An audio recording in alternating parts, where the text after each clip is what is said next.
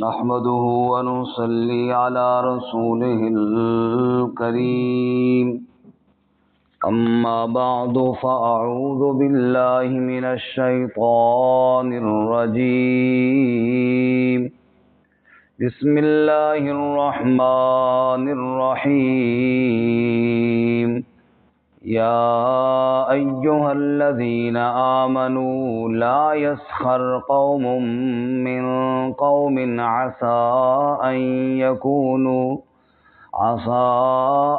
يكونوا خيرا منهم ولا نساء من نساء عسى أن يكن خيرا منهن ولا تلمزوا أنفسكم ولا تنابزوا بالألقاب بئس الاسم الفسوق بعد الإيمان ومن لم يتب فأولئك هم الظالمون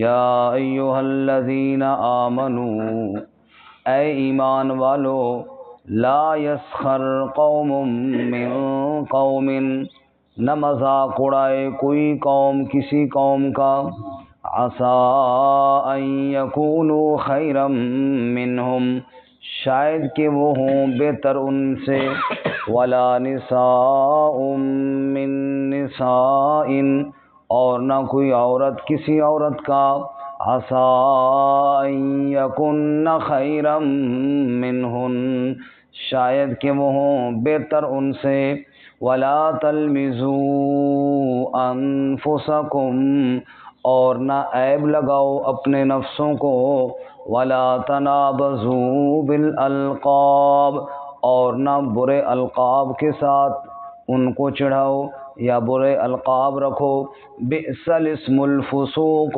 بعد الایمان برا ہے نام گناہ کا ایمان کے بعد ومن لم یتب فاولئک هم الظالمون اور جس نے توبہ نہ کی پس یہی لوگ ظالم ہیں سبحان ربک رب العزت عما یصفون وسلام علی المرسلین والحمد للہ رب العالمین اللہم صل علی محمد وعلی آل محمد كما صليت على إبراهيم وعلى آل إبراهيم إنك حميد مجيد اللهم بارك على محمد وعلى آل محمد كما باركت على إبراهيم وعلى آل إبراهيم إنك حميد مجيد معزز سامعین، سورۃ الحجرات آیت نمبر 11 تلاوت کی ہے۔ اللہ رب العزت اس کے مطابق صحیح بیان کی توفیق عطا فرمائے اور ہمیں قرآن و سنت پر عمل کرنے کی توفیق عطا فرمائے۔ قرآن مجید ایک ایسی کتاب ہے جو ہمیں اللہ تعالیٰ کے حقوق، اللہ کے انبیاء علیہم السلام کے حقوق، اللہ کی کتابوں کے حقوق، عام مسلمانوں کے حقوق، پڑوسیوں رشتہ داروں کے حقوق، حتیٰ کہ غیر مسلموں کے ساتھ برتاؤ کے طریقے سب کچھ سکھاتی اور بتاتی ہے۔ اصلاح معاشرہ کے قوانین ہم پڑھ رہے ہیں سورۃ الحجرات میں۔ اس سے قبل آداب رسول صلی اللہ علیہ وسلم ہم نے پڑھے کہ اللہ اور اس کے رسول سے آگے نہ بڑھو۔ نمبر 2، اپنی آوازوں کو رسول اللہ صلی اللہ علیہ وسلم کی آواز سے بلند نہ کرو۔ نمبر 3، کوئی فاسق آئے تو بغیر تحقیق کے اس کی خبر پر عمل درآمد نہ کرو۔ نمبر 4، مشوروں میں شدت نہ کرو اور زبردستی نہ کرو۔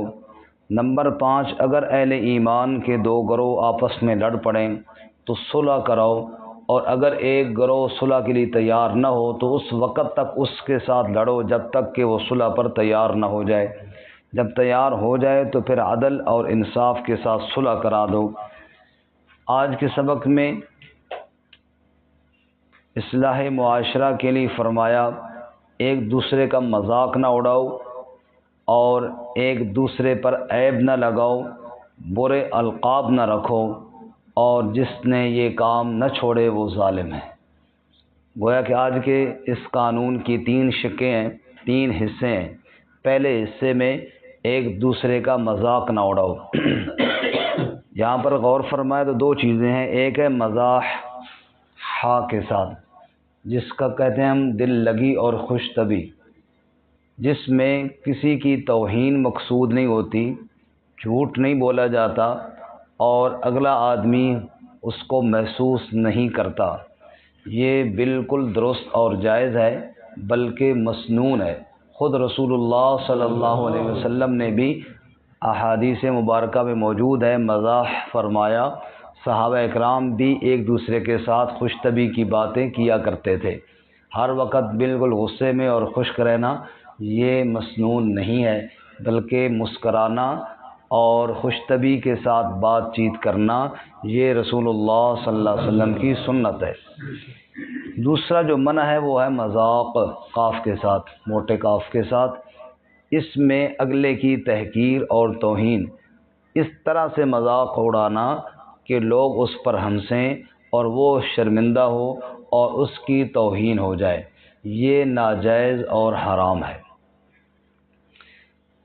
احادیث مبارکہ میں مزاح کی مثالیں موجود ہیں، ان میں سے صرف 1-2 میں عرض کرتا ہوں کہ رسول اللہ صلی اللہ علیہ وسلم کے پاس ایک شخص نے سواری کے لیے اونٹ مانگا کہ یا رسول اللہ مجھے سواری چاہیے اور میرے پاس اونٹ نہیں ہے، مجھے سواری دے دیجیے۔ تو رسول اللہ صلی اللہ علیہ وسلم فرمایا ٹھیک ہے، تم کل آ جانا، تجھے میں ایک اونٹ کا بچہ دے دوں گا۔ اس نے کہا یا رسول اللہ بچے کو کیا کرنا ہے، اس کو میں سنبھالوں گا، مجھے تو بڑا اونٹ چاہیے جس پر میں سوار ہو جاؤں۔ تو آپ صلی اللہ علیہ وسلم مسکرا کر فرمایا اچھا وہ جو بڑا ہوگا وہ کسی کا بچہ نہیں ہوگا، تو وہ بھی تو بچہ ہی ہوگا نا۔ تو اس نے کہا اچھا میں نے آپ کہہ رہے چھوٹا بچہ دوں گا۔ تو یہ آپ صلی اللہ علیہ وسلم نے خوش طبعی کے لیے ارشاد فرمایا۔ اسی طرح ایک عورت نے، بوڑھی عورت نے، بڑی مشہور روایت ہے، آپ صلی اللہ علیہ وسلم سے کہا، دعا کی درخواست کی کہ یا رسول اللہ دعا فرمائیں تاکہ میں جنت چلی جاؤں۔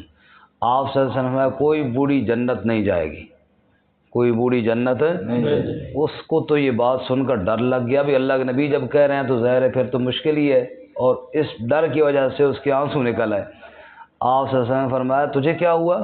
کہا جی آپ جو کہہ رہے کوئی بوڑھی جنت نہیں جائے گی۔ فرمایا ہاں بالکل، لیکن میں یہ تو نہیں کہہ رہا کہ تو جنت نہیں جائے گی، بوڑھی ہو کر جنت نہیں جائے گی، جنت میں جو جائے گی جوان ہو کر جائے گی۔ تو خوش طبعی بھی ہو گئی اور اس میں صداقت بھی تھی اور سچ بھی تھا، کوئی اس میں جھوٹ نہیں تھا۔ ایسی صحابہ اکرام رضوان اللہ تعالی علیہم اجمعین بھی آپس میں خوش طبعی کیا کرتے تھے۔ ایک بڑا دلچسپ واقعہ، حضرت سیدنا ابو بکر صدیق رضی اللہ تعالی عنہ اور حضرت سیدنا عمر فاروق رضی اللہ تعالی عنہ اور سیدنا علی حیدر کرار رضی اللہ تعالی عنہ، یہ تینوں حضرات اکٹھے تشریف لے کر جا رہے تھے۔ حضرت ابو بکر صدیق رضی اللہ عنہ کا قد لمبا، حضرت عمر رضی اللہ عنہ کا قد بھی لمبا، اور حضرت علی رضی اللہ عنہ کا قد چھوٹا، اور حضرت علی رضی اللہ تعالیٰ عنہ درمیان میں تھے، ایک طرف ابو بکر اور ایک طرف عمر رضی اللہ تعالیٰ عنہم اجمعین۔ تو حضرت عمر رضی اللہ تعالیٰ عنہ نے دل لگی اور خوش طبعی کے لیے فرمایا علی بیننا کنون فی لنا۔ لفظ لنا ہے نا جی، لنا، یہ لنا، ادھر لام لمبا ادھر الف لمبا، بیچ میں نون چھوٹا سا۔ فرمایا علی بیننا کنون فی لنا، علی ہمارے درمیان ایسے ہیں جیسے لفظ لنا میں نون ہے چھوٹا سا۔ سمجھ میں آئی بات ہی کوئی نہیں آئی؟ علی ہمارے درمیان ایسے ہیں جیسے لنا کے لفظ میں نون ہے۔ اچھا اب یہ جو لنا ہے اس میں سے نون نکالو تو پیچھے کیا رہ جاتا ہے؟ لا۔ لا کا معنی کچھ نہیں۔ حضرت علی رضی اللہ عنہ فرمایا لولا کنت بینکما لکنتما لا، وہ شکر کرو نون درمیان میں ہے، اگر نون درمیان سے نکل جائے تو تم دونوں تو لا ہو جاؤ، یعنی مٹ جاؤ، اسی نون نے تو تمہیں بچا کے رکھا ہوا ہے۔ تو یہ ہے خوش طبعی کی باتیں، اس طرح کی باتیں دل لگی کی باتیں اور ہنسی مذاق کی باتیں کرنا منع نہیں ہے۔ دوسرا جس میں یہاں منع کیا گیا ہے وہ ہے مذاق، کہ کسی کی ایسی تحقیر کرنا، کسی کو ایسا ذلیل کرنا، اس کو مجلس میں رسوا کرنا کہ لوگ اس پر ہنسیں اور لوگ جناب اس کا مذاق اڑائیں اور وہ جناب مذاق بن کے رہ جائے، یہ قطعاً جائز نہیں بلکہ سخت حرام ہے۔ اور یہ ہمارے ہاں مشہور ہے، پنجابی پٹھانوں پہ لطیفے سناتے ہیں اور پٹھان پنجابیوں پہ لطیفے سناتے ہیں۔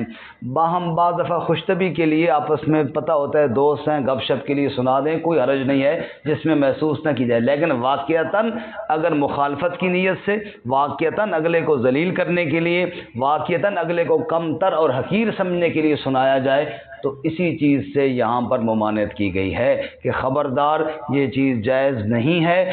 فرمایا سب آدم علیہ السلام کی اولاد میں سے ہیں، کوئی قوم یہ نہ کہے کہ بادشاہ ہم تو فلاں خاندان میں سے ہیں اور یہ جناب کسی اور خاندان، یہ گھٹیا خاندان ہے، ہمارا خاندان بہت اونچا ہے، ہمارا خاندان بہت اعلیٰ ہے، ہم بڑے واجب فلاں لوگ ہیں اور یہ تو گھٹیا اور حقیر لوگ ہیں۔ فرمایا نہیں، سب آدم علیہ السلام کی اولاد میں سے ہیں، کسی قوم کو کسی قوم ہونے کی وجہ سے فضیلت حاصل نہیں کہ فلاں خاندان کے ساتھ تعلق ہے تو اس لیے بڑی اونچی شان والا ہے، فلاں قبیلے کے ساتھ ہے تو اس لیے اس کی شان میں کمی ہے۔ فرمایا ہرگز نہیں، محمد مصطفیٰ صلی اللہ علیہ وسلم وہ دین دے کر گئے ہیں جس دین میں اسی صف کے اندر ابو بکر و عمر و عثمان و علی جیسے لوگ کھڑے ہوتے تھے، جس صف میں بلال حبشی کھڑے ہوتے تھے۔ تو بتا دیا کہ یہ نسب اور حسب کی وجہ سے یہ قومیں اور خاندان ایک دوسرے کو یہ نہ کہیں کہ بس فلانا تو بڑا گھٹیا خاندان ہے، میں بڑا عالی خاندان سے ہوں۔ فرمایا نہیں، ایسی کوئی بات نہیں ہے، کسی کو حقیر سمجھ کر اس کا مذاق مت اڑاؤ۔ اچھا، جب مذاق اڑائیں گے تو اس کے لا محالہ یہ مطلب ہے کہ دل میں تکبر ہے، دل میں غرور ہے، دل میں بڑائی ہے، اپنے آپ کو بڑا سمجھنا ہے، دوسرے کو گھٹیا اور حقیر سمجھنا ہے۔ اور تکبر ایک ایسی چیز ہے کہ رسول اللہ صلی اللہ علیہ وسلم نے ارشاد فرمایا لا يدخل الجنہ من کان فی قلبہ مثقال حبۃ من خردل من کبر، جس کے دل میں رائی کے دانے کے برابر بھی تکبر آ گیا وہ جنت میں نہیں جا سکتا۔ تو اس لیے اللہ ہمیں تکبر سے محفوظ فرمائے۔ تو پہلی چیز جس سے منع کیا گیا ہے، یا ایھا الذین آمنوا، اے ایمان والو، لا یسخر قوم من قوم، مذاق نہ اڑائے کوئی قوم کسی قوم کا۔ یہاں پہ قوم کا ذکر کیا، اللہ تعالیٰ کو پتہ تھا نا قوموں کے ایک دوسرے مذاق اڑائیں گے، فلانی قوم جناب وہ ایسے بیوقوف ہیں، وہ یوں کرتے ہیں وہ کرتے ہیں۔ کسی قوم کو بیوقوف کہنا، کسی قوم کو جاہل کہنا، بھئی فرد ہو سکتا ہے، ہر قوم میں فرد ہو سکتا ہے۔ یہاں پہ ایک لطیفے کی بات بھی سناؤں، ہمارے ایک دوست ہیں مولانا صاحب، پٹھان ہیں، تو گپ شپ میں پٹھانوں اور پنجابیوں جیسے اکثر گپ شپ میں لطیفے چلتے ہیں، تو کوئی بات چلی تو میں نے کوئی پٹھانوں کے بارے میں لطیفہ سنایا۔ انہوں نے مجھے فرمایا بھئی پٹھان جتنے بھی ہوں نا بیوقوف پنجابیوں سے کم ہیں، پنجابی زیادہ بیوقوف ہیں۔ میں نے کہا وہ کیسے؟ انہوں نے کہا یہ جو مرزا تھا غلام احمد قادیانی، جس بیوقوف نے نبوت کا دعویٰ کیا تھا، یہ پنجابی تھا یا پٹھان تھا؟ میں نے کہا یہ تو پنجابی تھا۔ انہوں نے کہا بتاؤ پٹھانوں میں ایسا بیوقوف تو آج تک کوئی نہیں ہوا۔ سمجھ آئی؟ ایسا بیوقوف تو آج تک سب سے انٹرنیشنل بیوقوف جو نکلا وہ پنجابی نکلا، جس نے نبوت کا دعویٰ کر دیا۔ اگر یہ تو بات ایسی ہے کہ اس لیے فرد ہو سکتے ہیں ادھر سے بھی اور ادھر سے بھی، لیکن پوری قوم کو کہنا کہ پوری قوم ایسے، اب مثال کے طور پہ مرزا بے ایمان کی وجہ سے کوئی کہے کہ ساری پنجابی قوم ہی ایسی ہے تو یہ بات غلط ہے۔ ایسے ہی اگر کسی اور کی وجہ سے بندہ کہے جی ساری فلاں قوم ہی ایسی ہے، یہ بات غلط ہے، سندھی ایسے، بلوچی ایسے، فلاں ایسے، فلاں ایسے۔ اللہ کہتا ہے خبردار، کسی ایک فرد یا کسی ایک کی غلطی کی وجہ سے پوری قوم کو برا کہنا اور اس کا مذاق اڑانا، اس کی اجازت۔ دیکھو ہم چوتھے پارے میں اگر پڑھیں تو وہاں پہ اللہ تعالیٰ نے یہود و نصارہ کا ذکر کیا اور یقیناً ان کی بہت بڑی خباثتیں تھیں۔ ان کی خباثتیں ذکر کرنے کے بعد وہاں اللہ نے فرمایا لیسوا سوا، سب برابر نہیں ہیں، سب برابر نہیں ہے. اہل کتاب میں بھی کوئی اللہ تعالیٰ سے ڈرنے والے ہیں. تو جہاں اللہ نے یہودیوں کی مذمت کی وہاں بھی اللہ نے فرمایا کہ سب برابر نہیں ہیں. چاہے جائے کہ ہم اپنے مسلمان بھائیوں کو ایک ہی لاٹھی کے ساتھ ہانکتے جائیں اور سب کو برابر سمجھیں، یہ کہاں کا انصاف ہے. اس لیے اللہ تعالیٰ نے فرمایا لا یسخر قوم من قوم، کوئی قوم کسی قوم کا مذاق نہ اڑائے. عسیٰ ان یکونوا خیرا منہم، شاید کہ وہ ان سے بہتر ہوں، شاید کہ ان سے تم مذاق اڑا کر ان کو حقیر ثابت کرنے میں تلے ہوئی ہو، شاید اللہ کے ہاں ان کا درجہ تم سے بہت بہتر ہو. رسول اللہ صلی اللہ علیہ وسلم نے ارشاد فرمایا بعض ایسے لوگ بھی ہوتے ہیں کسی سے درہم مانگے ایک درہم ان کو کوئی نہ دے، کسی سے دینار مانگے ایک دینار ان کو کوئی نہ دے، کسی سے رشتہ مانگے ان کو رشتہ کوئی نہ دے. اللہ کے ہاں ان کی اتنی عزت ہے کہ رب سے جنت مانگے تو رب ساری جنتیں ان کے نام کر دے. اس لیے تمہیں نہیں پتا کہ اللہ کے ہاں کس کا کیا مقام ہے. اس لیے فرمایا عسیٰ ان یکونوا خیرا منہم، شاید کہ وہ ان سے بہتر ہو. ولا نساء من نساء، اور نہ کوئی عورتیں عورتوں سے مذاق کریں. عسیٰ ان یکن خیرا منہن، شاید کہ وہ عورتیں ان سے بہتر ہوں. اب یہاں پر ایک بات اور سمجھنے والی ہے. قرآن مجید کے الفاظ، میرے رب کا کلام کیا خوبصورت انداز ہے. مردوں کا الگ ذکر کیا، عورتوں کا کیوں الگ ذکر کیا؟ اس لیے کہ مخلوط مذاق ہنسی تو جائز ہی نہیں ہے. جیسے آج کا ڈرامہ میں ہوتا ہے کہ مرد بھی ہیں اور عورتیں بھی ہیں اور وہ ان پہ جگتے مار رہے ہیں، وہ ان پہ جگتے مار رہے ہیں. یہ تو اسلام میں تصور ہی نہیں ہے، یہ تو اسلام میں تصور ہی نہیں. اس لیے مرد مردوں سے اور عورتیں عورتوں سے بھی الگ الگ گپ شپ جائز ہے. مزاح اور دل لگی کی باتیں الگ مردوں سے، عورتیں عورتوں سے گپ شپ کریں. اکٹھا تو ذکر ہی نہیں ہے، اس لیے ممانعت بھی اکٹھی نہیں کی. یعنی اکٹھا تو اتنا بڑا جرم ہے، اتنا بڑا جرم ہے کہ اگر وہ مذاق نہ بھی اڑائیں، عام شغل میلہ کریں تو وہ بھی جائز نہیں ہے. اکٹھا مذاق اڑانا کہاں جائز ہوگا؟ اللہ تعالیٰ ہمارے معاشرے کو قرآن کے اصولوں پہ عمل کی توفیق عطا فرمائے. آگے فرمایا وَلَا تَلْمِزُوا أَنفُسَكُمْ، عیب نہ لگاؤ اپنے نفسوں پر. یہاں پر یہ نہیں فرمایا کہ اپنے بھائیوں پر، مسلمانوں پر، فرمایا اپنے آپ کو. دوسروں کو عیب لگانا گویا کہ اپنے آپ کو عیب لگانا ہے. اب عیب لگانے سے کیا مراد ہے؟ اخلاقی عیب لگانا یا ظاہری عیب لگانا؟ مثال کے طور پر ایک آدمی معذور ہے، اس کو کہ لنگڑیا، او گنگیا، او فلان، حکارت سے ایسا عیب وہ اس نے خود تو اپنے آپ کو نہیں لگایا ہے نا، یہ اس کو معذور کس نے کیا ہے؟ اور تم اس پہ اس کو تان دے رہے ہو تو نعوذ باللہ اللہ کی تخلیق اور اللہ کی بناوٹ پر تان کر رہے ہو، اور اس کو نہیں کر رہے ہو، گویا کہ اپنے آپ کو کر رہے ہو. اس کو نہیں کہہ رہے ہو، گویا کہ ولا تلمزوا انفسکم، اپنے نفسوں کو کہہ رہے ہو. کیوں کہ اس کی سزا تو کل تو نے بھگتنی ہے نا. جو کہہ اس کو رہا ہے جہنم میں پٹائی تو تیری ہونی ہے، اس لیے اس کو نہیں کہہ رہا، اس لیے تو اپنے گویا کہ تو اپنے آپ کو کہہ رہا ہے. تو اس طرح مت کہو. ہاں تحقیر کی نیت نہ ہو. بعض دفعہ ایک نام کے کئی آدمی ہوتے ہیں، مثال کے طور پہ عبداللہ نام ہے، محلے میں 6 بندے ہیں عبداللہ نام کے، تو پھر بندہ کہہ سکتا ہے جی وہ عبداللہ جو نابینا ہے. تو اب یہ نابینا عیب لگانے کے لیے نہیں، پہچان کروانے کے لیے کہا ہے، یہ الگ بات ہے. لیکن عیب دلانے کے لیے کسی کو تانا دینے کی اجازت نہیں. دوسرا عیب اخلاقی عیب ہے کہ جناب ایک انسان ہے، اس سے کوئی غلطی ہوئی ہے اور تم اس کی وہ غلطی ڈھونڈ کر لوگوں میں وہ جو فراڈی ہے کہتے ہیں نا، وہ فلانا، وہ دفع کرو جی، وہ تو میرا فراڈی ہے، وہ تو میرا بےایمان ہے، وہ تو منافق ہے، وہ تو فلاں ہے، وہ تو فلاں ہے. فرمایا تم کون ہوتے ہو کسی پہ عیب لگانے والے؟ تم کون ہوتے ہو کسی کی ایک غلطی دیکھ کر اس کے مطابق فیصلہ کرنے والے؟ فرمایا ایسے عیب کسی پر مت لگاؤ، اس پر نہیں، گویا کہ اپنے آپ پر لگا رہے ہو. اللہ تعالی ہمیں محفوظ فرمائے. اور نمبر 3 وَلَا تَنَابَزُوا بِالْأَلْقَابِ، القاب برے لقب. یہاں بھی برے القاب سے بھی 2 قسم کے القاب مراد ہیں. ایک تو وہ جو برے اس طرح ہوں کہ عزت ان میں نہ ہو، تحقیر کے لیے، جیسے او جناب گنجیا، او جناب ٹیٹو، او گامیاں، او فلانیاں، اس قسم کے القاب، ایسا نام اس کا رکھ کے اس کو معاشرے کے اندر پکارا ہی ایسے برے نام سے جائے، ایسے لقب سے.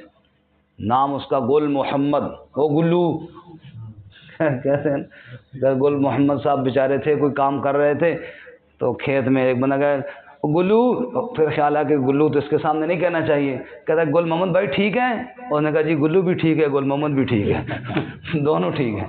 سمجھ آئی؟ تو کہنا کا مطلب یہ کسی کا یوں برا لقب، اس کا نام بگاڑنا اور اس کا نام بگاڑ کے حقارت والا لفظ دینا. یہاں پہ ویسے یہ گل محمد ذہن میں ایک بات یاد آ گئی. کہتے ہیں کسی علاقے میں ایک حجام تھا، نائی تھا. دیہاتوں میں نا اب بھی ایسے ہے کہ وہ بیچارے لوگوں کے گھروں میں جا کر حجامتیں کرتے ہیں، اور جب وہ فصلیں وغیرہ ہوتی ہیں تو ان کو دانے وغیرہ، اس کا نام بھی گل محمد تھا تو سب اس کو گلو، او گلو ادھر آؤ، گلو ادھر آؤ، گلو یہ کم. بیچارہ غریب آدمی لوگوں کے کام بھی کرتا، لوگوں کی باتیں بھی سنتا. اللہ نے بیٹا دیا، اس نے اپنے بیٹے کو حافظ قرآن بنا دیا. اچھا تو آج کل الحمدللہ حافظ زیادہ ہیں، پہلے حافظ کم ہوتے تھے. جب رمضان کا مہینہ آیا تو اس گاؤں میں یا اس علاقے میں یا اس ڈیرے پہ اسی کا بیٹا حافظ تھا، تو ظاہر ہے پھر مصلی پہ تو اسی نے کھڑا ہونا تھا. اب جناب مصلی پہ کھڑا ہوا ہے تو زمیندار کیا اور وڈیرے کیا اور چھوٹے کیا سب پیچھے کھڑے ہیں جناب. اس جناب جس کو گلو گلو کہتے تھے اس کا بیٹا آگے امامت کروا رہا ہے. تو اس نے جب دیکھا نا تو اس کے آنسو نکل آئے، اپنے آپ کو مخاطب کر کے وہ گلو، اور ساری گلو تو گلو ہی رمے آئے. اگر قرآن نہ پڑھایا بچے نے، اگر بچے کو قرآن نہ پڑھاتا تو گلو کا گلو ہی رہتا. تو ایک بچے کو قرآن پڑھا ہے، آج اللہ نے کتنی عزت دی ہے. بچے کی وجہ سے لوگ مجھے بھی گل محمد کہنا شروع ہو گئے ہیں، اس کی وجہ سے مجھے بھی لوگ گل محمد کہنا شروع ہو گئے. اور گلو دا بیٹا جس ٹائم سر نہ اٹھائے سجدے چوں، پیچھے چودھری بھی پہنے تھے، پیچھے زمیندار بھی پہنے، گلو کا بیٹا اللہ اکبر کہے گا تو تب سارے پیچھے اٹھیں گے. یہ عزتیں رب نے اپنے قرآن کی وجہ سے دی ہیں. سبحان اللہ. بہرحال ایسے القاب جس کی وجہ سے تحقیق ہو. اور دوسرا لقب وہی ہے گناہ والا لقب، کسی کو فاسق کہنا، کسی کو زانی کہنا، اور فلانا بندہ تو ہے ہی بدکار جی، وہ تو ہے ہی زانی، فلانا بندہ نہ. فرمایا مت ایسے فیصلے کرو. کسی کے ایسے شرعی طور پر جو برے نام ہیں جن پر اللہ نے سزائیں مقرر کی ہیں، تم کیوں کسی کے بارے میں ایسے لقب استعمال کرتے ہو؟ بئس الاسم الفسوق بعد الایمان، ایمان کے بعد فسق کا نام بڑا برا ہے. ایمان کے بعد اللہ تعالیٰ نے کہا یہ بندہ مومن ہے، یہ بندہ مسلم ہے، نام اس کا مومن ہے، نام اس کا مسلم ہے، تم اس کو زانی کہتا ہے. نام اس کا مومن ہے تو اس کو فاسق کہتا ہے. نام اس کا مومن ہے، ایمان والا ہے، اللہ کے ہاں مسلم ہے، فرما برداری کرنے والا ہے، اور تم اس پر ایک برا لقب لگا کر چور اور پتہ نہیں کیا سے کیا کہتا ہے. مت کسی کے بارے میں ایسے نام استعمال کرو. تو تین باتیں یہاں پر ہو گئی. مذاق مت اڑاؤ، نمبر 2 عیب مت لگاؤ، اور نمبر 3 برے القاب مت دھرو. کتنی باتیں ہو گئی جی؟ 3. اور آخر میں فرمایا وَمَن لَّمْ يَتُبْ فَأُولَٰئِكَ هُمُ الظَّالِمُونَ، جو توبہ نہ کرے یہی ظالم ہے. جس نے ان گناہوں سے توبہ نہ کی اور ان گناہوں کا معمول بنا لیا، تکبر کی وجہ سے دوسری قوموں کو حقیر سمجھا، غرور کی وجہ سے دوسروں پر عیب زنی کی، اور تکبر کی وجہ سے دوسروں کے برے نام رکھے اور پھر اس پر توبہ بھی نہ کی اور یہی کچھ کرتا رہا، فَأُولَٰئِكَ هُمُ الظَّالِمُونَ، وہ تو جو ہے سو ہے، تیرا نام اللہ کے ہاں ظالم رکھ دیا جائے گا، تم اللہ کے ہاں ظالم شمار ہوگا. اللہ تعالیٰ ہم سب کو ان تمام گناہوں سے بچنے کی توفیق عطا فرمائے اور دوسروں کی عزت کرنے